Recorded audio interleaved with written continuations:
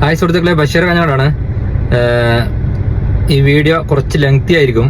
എന്തായാലും നിർബന്ധമായി ഇത് വീഡിയോ നിങ്ങൾ എല്ലാവരും കാണണം. ഇത് നിങ്ങൾക്കും കൂടിയുള്ള വീഡിയോ ആണ്, അതുകൊണ്ട് മിസ് ചെയ്യരുത്. കഴിയുന്നതും നിങ്ങൾ ഷെയർ ചെയ്ത് എല്ലാവരിലും എത്തിക്കുകയും ചെയ്യണം. ഞാൻ മുമ്പ് ഒരു ഓട്ടോ ഡ്രൈവർ നന്മ ചെയ്തതുമായി ബന്ധപ്പെട്ട് ഒരു വീഡിയോ ചെയ്തിരുന്നല്ലോ. പക്ഷെ അതിൽ കുറച്ച് കമന്റുകൾ വന്നിരുന്നു. കാരണം ഇതിൽ അയാളുടെ ഡ്യൂട്ടിയിൽ ചെയ്തത്, അതിനപ്പുറം അയാൾ എന്താണ് ചെയ്തത്, പിന്നെ അങ്ങനെയൊക്കെ കുറച്ച് കമന്റുകൾ വന്നിരുന്നു.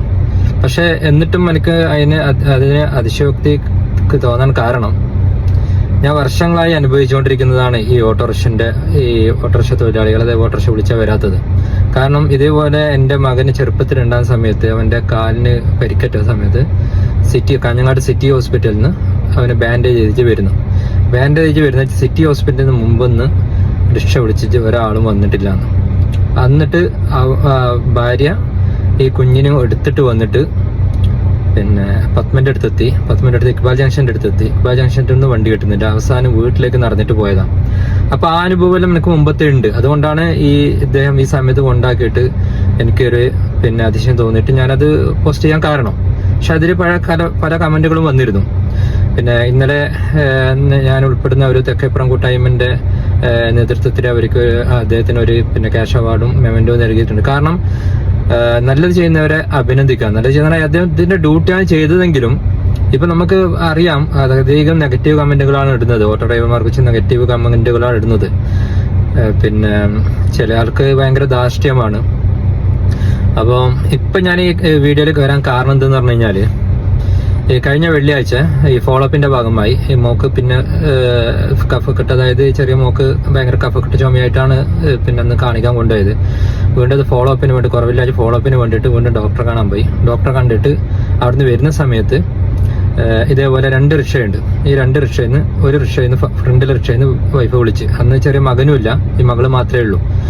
അപ്പൊ ഇവിടെ പോയിട്ട് ചോദിച്ചു. അപ്പം പറഞ്ഞ് ഇല്ല, അവിടത്തേക്ക് പോകാൻ പറ്റിയില്ല പറഞ്ഞു.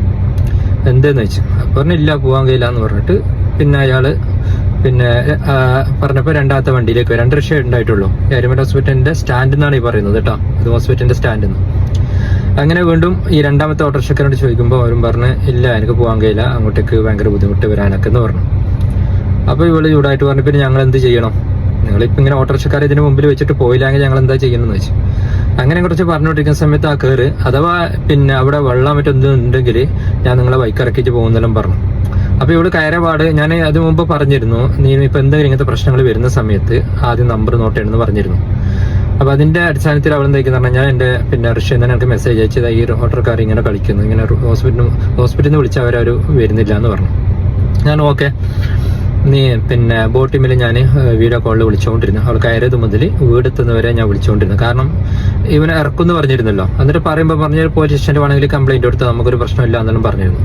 പക്ഷെ ഈ ഓട്ടോ ഡ്രൈവർ തന്നെയാണ് അവിടെ കൊണ്ടുവിടുന്നത്. എന്നിട്ട് കൊണ്ടുവിട്ടിട്ട് മാന്യമായ ആ കാശ് 50 രൂപ തന്നെ വാങ്ങി തിരിച്ചു വന്നു. അവൾ പറഞ്ഞു എനിക്ക് അധികം വേണമെങ്കിൽ എടുത്ത് പോകുമ്പോൾ വേണ്ട, എനിക്ക് ഇത്ര മതി എന്ന് പറഞ്ഞിട്ട് വന്നു. അപ്പൊ അതുവരെ, അതായത് അവിടെ എത്തുന്നത് വരെ ഇത് തന്നെ ഈ റോഡിനെ കുറിച്ചും ഇതിനെ കുറിച്ച് തന്നെ ഇങ്ങനെ കുറ്റപ്പെടുത്തിക്കൊണ്ടിരിക്കുന്നത്. ഇത് ഒരു ദിവസമല്ല കേൾക്കുന്നത്. കാരണം ഈ വീട്ടില് ആൾക്കാര്, വാഹനവും മറ്റും സൗകര്യമുള്ളവര്, കൊണ്ടുപോകാൻ പറ്റുന്നവര്, ഇവർക്കൊന്നും ഈ ബുദ്ധിമുട്ട് അറിയില്ല. കാരണം ഇപ്പൊ ഞാൻ നാട്ടിലുണ്ടായിരുന്നെങ്കിൽ ഇങ്ങനെ ഓട്ടോറിക്ഷ വിളിക്കില്ല, ഈ സാഹചര്യം ഒന്നും ഉണ്ടായില്ല. ഈ സാഹചര്യം വന്നതെന്ന് പറഞ്ഞാൽ ഞാൻ ഇവിടെ ആയതുകൊണ്ടാണ്. അങ്ങനെ എന്താന്ന് പറഞ്ഞാല്, ഞാൻ ഇപ്പൊ ഈ പറഞ്ഞ നമ്മളെ ഉബൈദ് എന്നറിയുന്ന ഓട്ടോ ഡ്രൈവർ ആ സമയത്ത് വിളിച്ചു. ആ സമയത്ത് വിളിച്ചു പറഞ്ഞാൽ ഇങ്ങനെ ഒരു ഓട്ടം പോകാൻ പോയില്ല എന്ന് പറഞ്ഞല്ലോ ഒരാള് പറഞ്ഞു. പറഞ്ഞാൽ അതങ്ങനെ ഉണ്ടാകാൻ സാധ്യതയില്ല. ഞാൻ പറഞ്ഞത് ഇന്ന നമ്പർ ഇന്ന ആള് എന്ന് പറയുമ്പോൾ അപ്പത്തിന് അയാൾ പറഞ്ഞത് അയാൾ ഇവിടെ ഉണ്ട്, ഞാൻ ഫോൺ കൊടുക്കാന്ന് പറഞ്ഞു. അപ്പൊ ഞാൻ ചോദിച്ചു, നിങ്ങൾ എന്ത് ഇത് ഓട്ടം പോവാതിരുന്ന ചോദിച്ചു.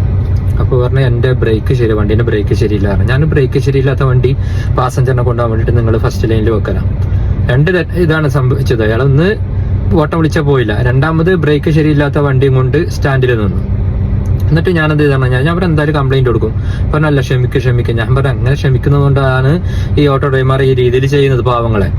അതായത് കയ്യക്കുള്ളം കാര്യക്കാരെന്ന് പറയുന്ന പോലെ നമ്മൾ അങ്ങോട്ട് ഷൗട്ട് ചെയ്യാൻ എന്തെങ്കിലും ചെയ്യുന്നുണ്ടെങ്കിൽ അവർ നേരെ കൊണ്ടുപോകും. ഇല്ലെങ്കിൽ എന്ന് പറഞ്ഞാൽ ഇങ്ങനത്തെ പാവങ്ങൾ, അതായത് സ്ത്രീകളെ, വയസ്സായ രോഗികളെ, ഇവർക്ക് ഇങ്ങനെ ബുദ്ധിമുട്ടിക്കുക. അതും ഹോസ്പിറ്റലിന് മുമ്പ് നിന്നാണ്. അതാണ് ഞാൻ പറയുന്നത്. ഹോസ്പിറ്റലിൽ വരുന്നത് ആരും അവിടെ ഇതെന്ത് കളിക്കാനോ അല്ലെങ്കിൽ ഹോട്ടൽ ഫുഡ് കഴിക്കാൻ പറഞ്ഞ പോലെയോ അല്ല ആഘോഷിക്കാനല്ല പോകുന്നത്. അവിടെ രോഗികളാണ് വരുന്നത്, അവർ അത്യാവശ്യത്തിനാണ് വരുന്നത്. അപ്പൊ അവരെ കൊണ്ടുവിടേണ്ട ഉത്തരവാദിത്വം നിങ്ങൾക്ക് ഉണ്ടാകും സ്റ്റാൻഡിൽ വെക്കുന്നുണ്ടെങ്കിൽ. ഇല്ലെങ്കിൽ നിങ്ങളുടെ അവിടെ ഓട്ടോ വെക്കാൻ പാടില്ല. അങ്ങനെ ഞാൻ എന്ത് ചെയ്തെന്ന് പറഞ്ഞാല് അപ്പൊ തന്നെ ഞാൻ RT ഓഫീസിൽ വിളിച്ചപ്പോൾ RT ഓഫീസ് അവിടെ ഇത് ക്ലോസ് ആയിരുന്നു, ഫോൺ എടുക്കുന്നില്ല. അങ്ങനെ ഞാൻ പോലീസ് സ്റ്റേഷനിലേക്ക് വിളിച്ച് പോലീസ് സ്റ്റേഷനിൽ പറഞ്ഞു നിങ്ങൾ RT ഓഫീസിൽ കംപ്ലൈന്റ്. അപ്പൊ ഞാൻ പറഞ്ഞു അവിടെ ഓൾറെഡി ക്ലോസ് ആണ്. അപ്പൊ ഇങ്ങനെ പറഞ്ഞപ്പോൾ ഞാൻ ഇതെന്തായാലും നിങ്ങൾ കംപ്ലൈന്റ് എടുക്കണം എന്ന് പറയുമ്പോൾ പറഞ്ഞു ഓക്കെ എന്നാലും പരാതി വൈഫിന് എഴുതി കൊണ്ടുവരാൻ പറയുന്ന പറഞ്ഞു. ഇനി പരാതി എഴുതി കൊണ്ടുവരണമെന്നുണ്ടെങ്കിൽ വൈഫ് ആദ്യം ഓട്ടോ വിളിക്കണം. എന്നിട്ട് ഓട്ടോ വിളിച്ചിട്ട് ഇവിടെ ഇറങ്ങിയിട്ട് വീണ്ടും ഓട്ടോ അങ്ങോട്ട് പോകണം. അപ്പൊ ഈ പരാതി എഴുതൽ, അതായത് അവിടുന്ന് പോകാനേ പറ്റില്ല, പരാതി ഇങ്ങനെ കൊടുക്കലേ ഉണ്ടാവും. നമുക്ക് ഇനി പരിഹാരമാണോ വേണ്ടത്?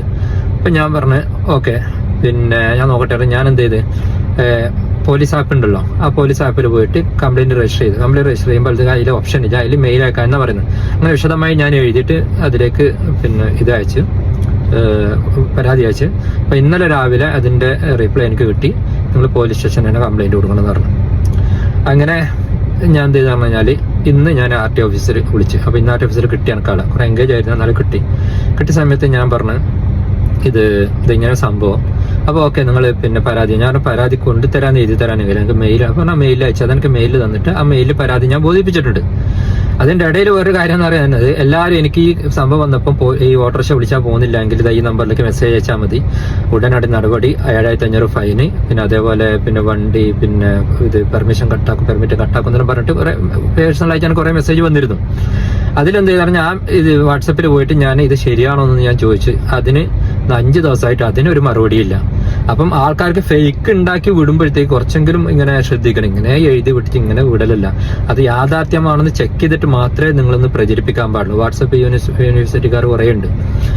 അപ്പം ഏതായാലും ഞാൻ RT ഓഫീസിൽ കംപ്ലൈന്റ് കൊടുത്തിട്ടുണ്ട്. അപ്പൊ അതിന്റെ നടപടി എന്താണെന്ന് നോക്കാം. അപ്പൊ എല്ലാവരോടും ഞാൻ പറയുന്നത് ഇത് വലിയ പണിയുന്ന കാര്യമൊന്നുമില്ല. നിങ്ങൾക്ക് ഞാൻ ഇമെയിൽ ഷെയർ ചെയ്യാം. ആ ഇമെയിലിൽ നിങ്ങൾ എന്താ ചെയ്തെന്ന് പറഞ്ഞാൽ വിശദമായിട്ട് മലയാളത്തിൽ തന്നെ എഴുതിയാൽ മതി. വിശദമായിട്ട് എഴുതിയിട്ട് ഒരു മെയിൽ അവർക്ക് അയച്ചാൽ മതി, നടപടി അവരുടെ അടുത്തുനിന്നുണ്ടാവും. ഇത് എന്ത് ചെയ്യുന്ന പറഞ്ഞാല് ഈ ഓട്ടോറിക്ഷ ഓട്ടം പോകുന്നവര് അവർ ഓട്ടം പോയിക്കൊണ്ടിരിക്കും. ഈ പോവാത്തവര്, അതായത് ഞങ്ങൾക്ക് വലിയ ഓട്ടം വേണം അല്ലെങ്കിൽ നമ്മളെ സ്പെയർ പാർട്സ് കംപ്ലൈന്റ് ആവും, ഇങ്ങനൊക്കെ പറഞ്ഞു നിൽക്കുന്നവർ എപ്പോഴും അങ്ങനെ.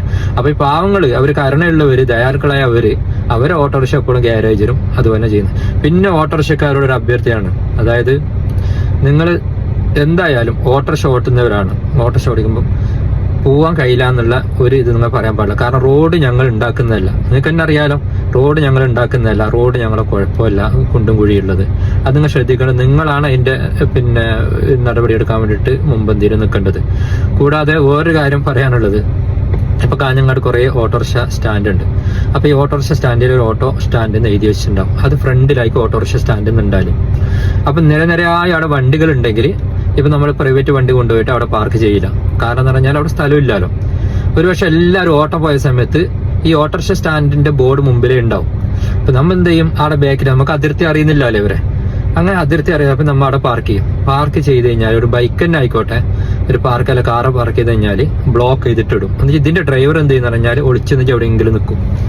അതായത് ഒരു കഷ്ടപ്പെടും. നമ്മൾ അത്യാവശ്യത്തിനായിരിക്കും വന്നിട്ട് പോകാൻ നിൽക്കുന്നത്. ഇവരെന്ത് ചെയ്യുന്ന പറഞ്ഞാൽ ഒളിച്ചു നിൽക്കും. ഒളിച്ചു നിന്നിട്ട് കുറെ കഷ്ടപ്പെടുത്തിട്ട് ഒരു നോട്ടമെല്ലാം നോക്കി, നീ എടുക്കണ വണ്ടി മുമ്പിലോട്ട് എന്നെല്ലാം പറഞ്ഞ് മെല്ലെ തള്ളി. അതായത് നമ്മ ഒന്ന് പറഞ്ഞു കഴിഞ്ഞു കഴിഞ്ഞാൽ പിന്നെ ഇങ്ങോട്ടേക്ക് നമ്മളെ തല്ലാൻ വരുന്ന സൈസിലാണ് ഉള്ളത്. അപ്പൊ ദയനീയമായി ചിരിയെല്ലാം ചിരിച്ച് നോട്ടെല്ലാം നോക്കുമ്പോൾ എല്ലാം അങ്ങോട്ട് തള്ളിയിട്ട് നമുക്ക് സ്ഥലം തരും പോകാൻ വേണ്ടിട്ട്. നിങ്ങൾ ഓട്ടോ പാർക്ക് ചെയ്യുന്നതിനോ അല്ല നിങ്ങളെ ഉപജീവനം കണക്ക് മുട്ടിക്കാനോ അല്ല ഞാൻ പറയുന്നത്. നിങ്ങൾ ചെയ്യേണ്ടതെന്ന് പറഞ്ഞാല് നിങ്ങൾക്ക് എത്രയാണ് അതിർത്തി, നിങ്ങൾ എത്രയാണ് ഒരു ഓട്ടോറിക്ഷന്റെ സ്റ്റാൻഡ് കണക്കാക്കുന്നത്, 10, 15, 20, 25 റിക്ഷ വെക്കാനുള്ള സ്ഥലമെങ്കിൽ ആ റിക്ഷ എന്താക്കണം, റോഡിൽ മാർക്ക് ചെയ്യുക. നിങ്ങൾ തന്നെ അത്ര വലിയ പണിയൊന്നുമില്ല. ഇപ്പം പെയിന്റ് പോവാത്ത അതായത് പെയിന്റ് റോഡിൽ അടിച്ചാൽ പോവാത്ത സാധനങ്ങളൊക്കെ ഇറങ്ങിയിട്ടുണ്ട്. ആ പെയിന്റ് അടിച്ചിട്ട് ഒന്നെങ്കിലും മഞ്ഞ പെയിന്റ് അടിക്കുക റോഡിൽ. ഇത്ര അതിർത്തി ഞങ്ങളതാണ്. ഇവിടെ വെച്ച് കഴിഞ്ഞാൽ നിങ്ങൾക്ക് ഞങ്ങൾ ബ്ലോക്ക് ആക്കുന്നോ അല്ലെങ്കിൽ അതിന്റെ നടപടി ഞങ്ങൾ എടുക്കുന്നോ ആ രീതിയിൽ നിങ്ങൾ ഒരാൾ ബോർഡ് വെച്ചാൽ മതി. അല്ലാതെ ഫ്രണ്ടിൽ ഓട്ടോ സ്റ്റാൻഡിൽ നിന്ന് വെച്ചിട്ട് നമ്മളവിടെ അറിയാതെ വണ്ടി വെച്ചിട്ട് നമ്മൾ ഫുള്ള് ബ്ലോക്ക് ആക്കി നേരെ ചെയ്യേണ്ടത്. അപ്പൊ നല്ല ഓട്ടോ ഡ്രൈവർമാർ ഇതിലുണ്ട്. പക്ഷെ ഈ ഓട്ടോ ഡ്രൈവർമാർ പറയിപ്പിക്കുന്ന വിധത്തിൽ ഇപ്പൊ ഞാൻ പറഞ്ഞില്ലേ ഇയാൾ ചെയ്തത്. അപ്പം ഇതിന് ഒരു നടപടി എന്ന രീതിയിലാണ് ഞാനിപ്പോ ഇറങ്ങിയിട്ടുള്ളത്. എന്തായാലും അതിന് തക്കതായ പരിഹാരം കണ്ടിട്ടേ ഞാൻ ഇന്ന് ഇറങ്ങും. കാരണം ഇനി ഒരാളും വിഷമിക്കാൻ പാടില്ല ഇക്കാര്യത്തിൽ. പിന്നെ ഇതുപോലെ. കാരണം വേറെ ഏത് നമുക്കിപ്പം പിന്നെ ബസ്സിൽ അവിടെ നമുക്ക് വിളിച്ചു പോകാൻ കഴിയില്ല, കാറിൽ പോകാൻ കഴിയില്ല, ടാക്സി വിളിച്ചിട്ടും. ഏറ്റവും അത്യാവശ്യ സർവീസാണ് ഓട്ടോറിക്ഷ സർവീസ്. അത് നിങ്ങൾ പെർമിഷൻ എടുത്തതിന് പെർമിറ്റ് നിങ്ങൾക്ക് തരുന്നത് തന്നെ ഈ നമ്മളെ പാസഞ്ചറിനെ കൊണ്ടുപോകാൻ വേണ്ടിയിട്ടാണ്. അല്ലാതെ നിങ്ങളെ ഇഷ്ടത്തിന് പോകാൻ കഴിയില്ലെന്നോ അല്ല നിങ്ങൾക്ക് ഇഷ്ടമുള്ള സ്ഥലത്തേക്ക് പോകാനോ പറ്റുന്ന എന്നതല്ല. ഓക്കെ, അപ്പം എല്ലാവരും ഇതിന് സപ്പോർട്ട് ചെയ്യും. അഥവാ നിങ്ങൾക്ക് ഇങ്ങനത്തെ ദുരവരം ഉണ്ടെങ്കിൽ നിങ്ങൾ ഇതിന്റെ താഴെ വന്നിട്ട് കമന്റ് ചെയ്യും. നമുക്ക് ഒരു കൂട്ടാഴ്ച നമുക്ക് ശ്രമിക്കാം. Okay, thank you.